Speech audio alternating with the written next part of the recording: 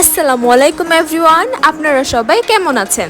যদি আপনারা একদম সহজ উপায়ে এবং অল্প উপকরণ দিয়ে একটা মজাদার দারুণ স্বাদের কাচ্চি বিরিয়ানি রেসিপি চান, তাহলে এই ভিডিওটা আপনারই জন্য। তো এই দারুণ স্বাদের কাচ্চি বানানোর জন্য প্রথমেই যে উপকরণটি লাগছে সেটা হচ্ছে গরুর মাংস।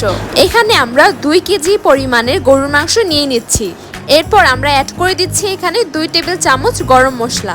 এই গরম মশলাটা আপনারা কিনেও নিতে পারেন অথবা বাসায়ও বানিয়ে ফেলতে পারেন। এই গরম মশলাটা বানানোর জন্য লাগবে জিরা, এলাচ, দারচিনি, তেজপাতা, গোলমরিচ, এছাড়াও জয়ফল, জয়ত্রী। এই সবগুলোকে একসাথে ব্লেন্ড করে নিলে হয়ে যাবে গরম মশলা। এখানে দিয়ে দিচ্ছি আমরা পরিমাণ মতো পুদিনা পাতা আর হচ্ছে ধনে পাতা। এই দুটো উপকরণের পরিমাণ কম বেশি হলেও কোনো ধরনের সমস্যা নেই। আর কাচ্চিতে ব্যবহৃত মাংসটা যদি একদম ফ্রেশ হয় তাহলে কিন্তু অনেক বেশি রান্নাটা মজা হবে।